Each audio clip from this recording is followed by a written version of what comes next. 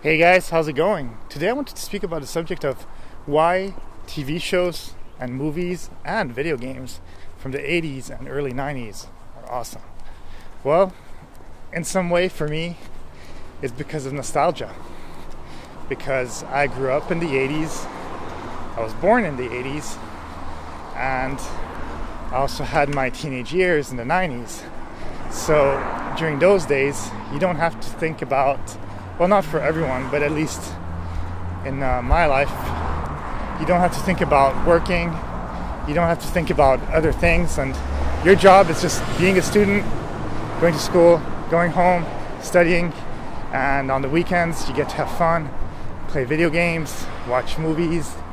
But one thing I must say about the 80s, at least in the movie world of the cinema, was that they were able to take risks. They didn't have all these superhero movies. They had some, but they weren't the same as now. Obviously, they didn't have the same kind of special effects and stuff.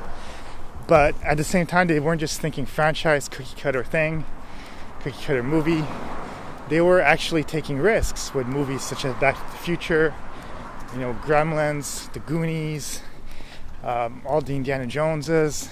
And even though, for example, films like Star Wars started in the late 70s, they continued and really got very, very, very popular throughout all the 80s and stayed there, And that's one thing to be said, is also in those days, what used to happen was different than now. We didn't have things such as Netflix and Amazon. So obviously, basically, in those days when you went to the movies, especially the fact that you didn't really have big TVs, they were CRT TVs. So even though you might have a certain size at your house, it usually wasn't comparable at all to what you would see in a movie theater. And of course the picture quality wasn't as good, and sound too. So when you went to the movies, it was really, really a treat.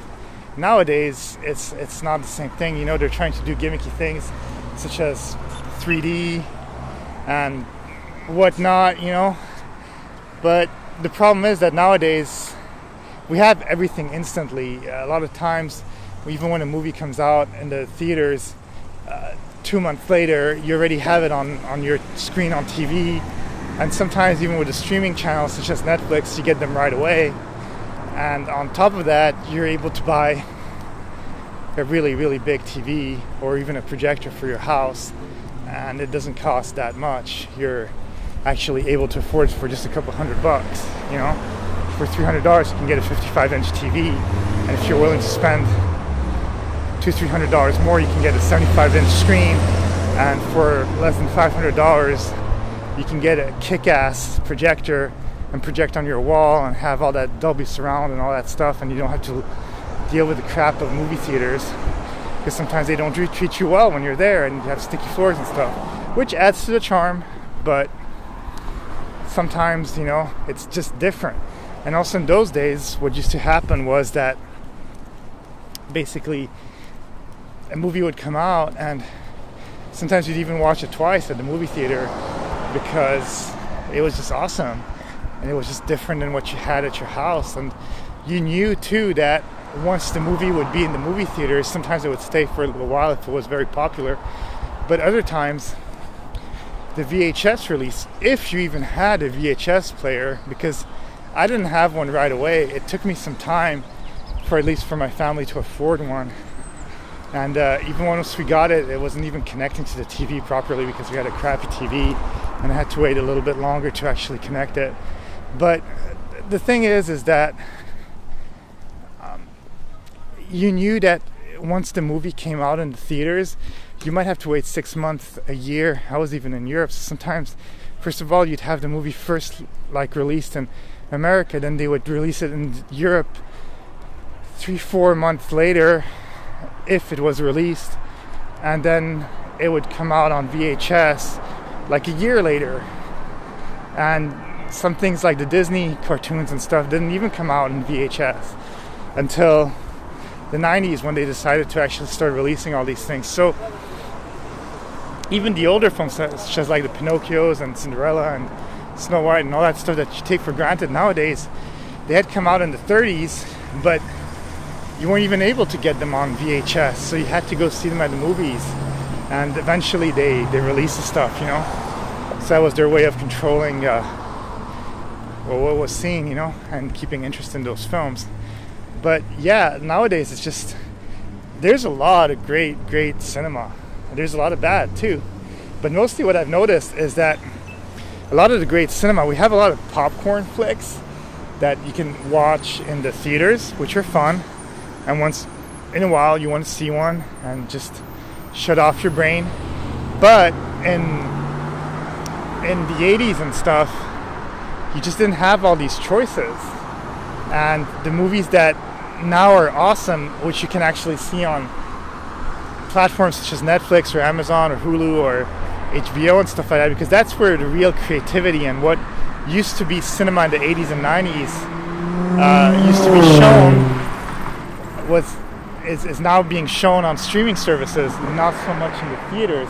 Once in a while you get a really cool flick that kind of changes your way of thinking and that wows you, but most of the time it's just like popcorn flicks, and they're keeping, for some reason, the Hollywood system afloat because people keep on going to watch them, even though it's the 50th film that has the same exact storyline, just with a bit different characters, and it's very cookie cutter, But the thing is that in the 80s and early 90s, they were basically experimenting, and even in the 70s and 60s, if you want to go even further, they were able and they were allowed to experiment because, and maybe in some way too, the movies didn't cost the same amount. Of course, even if you look at the old martial art films and the Schwarzenegger movies, except for like things like Terminator and stuff like that, if you look at other films, they were actually kind of like low budget, and they were made by Canon Films and stuff like that, and they were made for like $1, $2, $3 million, which maybe translates to today's dollars as 10, 15 million, which is actually really still super cheap. And then they didn't used to do it on digital, they used to film it on film because that's the only choice they had. So they had that cinematic look that a lot of filmmakers are looking for because they had no choice. They couldn't just go to digital. There just wasn't. And whatever mediums that were magnetized at the time, which was beta and VHS and stuff, like, they just had bad quality, so it wouldn't be able to be released in the movie theaters anyways. But the thing is that it's complicated because those days were different, and they knew that people would watch it at the movies, even like a lower budget action film, whereas nowadays they just release them on streaming services because that's enough. They can produce it, pay the big B-list, C-list actor a lot of money, sometimes A-list actors a lot of money, and most of the budget goes to them, and then they just shoot it really fast in digital, and they can just release it, and they just look kind of cheap sometimes because they are cheap. They're poorly done in a lot of ways, and they're rehashed stories that have been rehashed since the 80s, really, which is kind of sad. But sometimes I miss the fact, like, yeah, it's convenient to have all these streaming services, all these channels, all these things that are readily available, but at the same time, it kind of took away from the magic. So it's not going to change because companies like Netflix and Amazon and stuff like that, they still want to keep on making their money. But at the same time, you're like, man,